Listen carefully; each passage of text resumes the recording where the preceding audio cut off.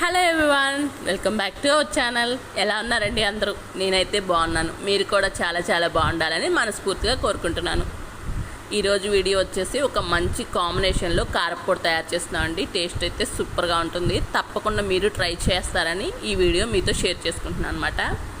Process కూడా చాలా simple, taste మాత్రం సూపర్గా ఉంటుంది. ఇడ్లీ, దోశలు, టిఫిన్స్లోకే కాదండి, రైస్లో కూడా కొంచెం కారప్పొడి వేసుకొని నెయ్యి వేసుకొని తింటే సూపర్గా ఉందన్నమాట. తప్పకుండా ట్రై చేయండి.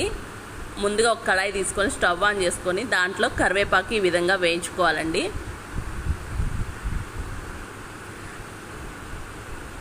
ఈ విధంగా కలుపుకుంటూ వేయించుకోవాలన్నమాట, మంచి కలర్ చేంజ్ అయ్యే వరకు. తర్వాత ధనియాలు కూడా మంచిగా వేగే వరకు వేయించుకోవాలి.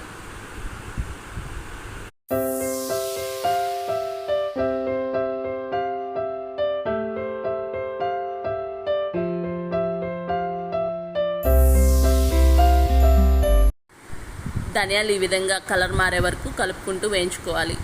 అవి వేగిన తర్వాత తీసి పక్కన పెట్టుకుని మళ్ళీ అదే కళాయిలో కొన్ని మినపప్పు వేసుకున్నానండి. ఇవి కూడా మంచి కలర్ వచ్చే వరకు వేయించుకోవాలి.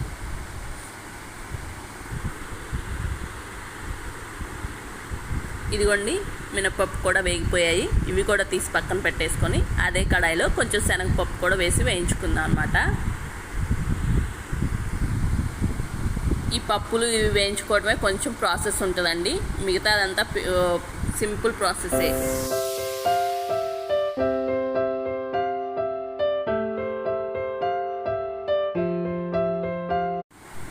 ఈ విధంగా కలుపుకుంటూ వేయించుకోవాలి. అలాగే మీరు తినే కారాన్ని బట్టి ఎండుమిరపకాయలు తీసుకోవాలండి. చూసారా, శనగపప్పు వేగిపోయింది. ఇవి కూడా తీసి పక్కన పెట్టుకుందాం. తర్వాత అదే కళాయిలో పల్లీలు కూడా వేసి వేయించుకుందామండి. శనగిత్తులు అంటారుగా, శనగగింజలు, అవి కూడా వేసి వేయించుకోవాలి మంచి కలర్ వచ్చే వరకు కలుపుకుంటూ.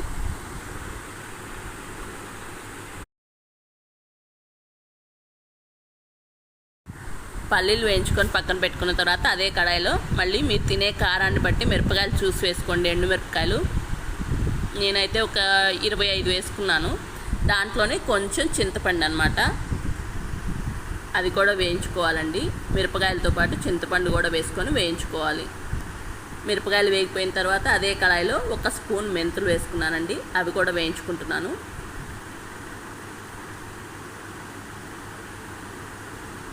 ఇదిగోండి, మెంతులు కొంచెం వేగిన తర్వాత దాంట్లోనే 1 స్పూను జీలకర్ర కూడా వేసి వేయించుకోవాలి.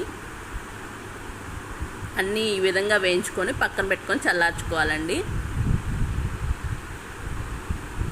ఇదిగోండి, జీలకర్ర, మెంతులు కూడా వేగిపోయాయి. అదే కళాయిలో కొంచెం ఉప్పు కూడా వేసి వేయించుకోవాలన్నమాట. ఇక్కడ నేను కల్లుప్పు తీసుకున్నానండి. ఈ విధంగా వేయించుకుంటున్నాను. 1 నిమిషం సరిపోతుందండి ఉప్పు వేగటానికి. జస్ట్ అలా వేసి అలా కలిపేసి తీసేసి పక్కన పెట్టుకొని చల్లారనివ్వాలి. ఇవిగోండి, మనం వేయించి పెట్టుకున్నవన్నీ ఈ విధంగా చల్లారిన తర్వాత ఒక్కొక్కటిగా మిక్సీ జార్లో వేసుకొని మిక్సీ పట్టుకోవాలండి. ఫస్ట్ అయితే పప్పులు అవి పడుతున్నాను అనమాట మిక్సీ. ఈ విధంగా అన్నీ ఒక్కొక్కటిగా మిక్సీ పట్టుకోవాలి. మెత్తగా కాకుండా కొంచెం బరకగా ఉండేటట్టు పట్టుకోండి, అప్పుడే టేస్ట్ బాగుంటుంది అనమాట. మరీ మెత్తగా ఉంటే పొడిలాగా ఉంటుంది. ఈ విధంగా 1 by 1 వేసుకొని అన్నీ మిక్సీ పట్టుకోవాలి. వీడియోలో చూపిస్తున్న విధంగా ఒకదాని తర్వాత ఒకటి అన్నీ మిక్సీ పట్టుకుందామండి. ఉప్పు మాత్రం చూసేసుకోండి, సరిపోకపోతే తర్వాత అయినా వేసుకోవచ్చు అనమాట. ఒకేసారి వేయకుండా మీరు తినే టేస్ట్ని బట్టి వేసుకోండి.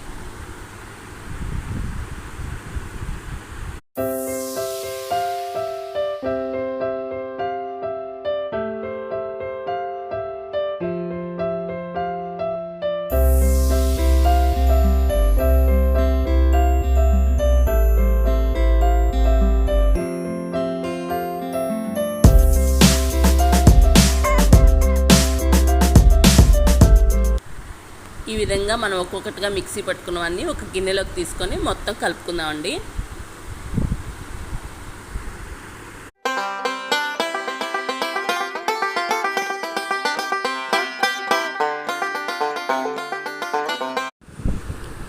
పొడంతా బాగా కలుపుకున్న తర్వాత ఒక మిక్సీ జార్ తీసుకొని దాంట్లో కొంచెం పొడి విడిగా తీసుకుందామండి. దానిలోకి ముందుగా పొట్టొలిసి పెట్టుకున్నటువంటి వెల్లుల్లి రెబ్బలు కూడా వేసుకొని మిక్సీ పట్టుకొని కలుపుకుంటే ఎంతో టేస్టీ కారప్పొడి అయితే రెడీ అయిపోతుందన్నమాట.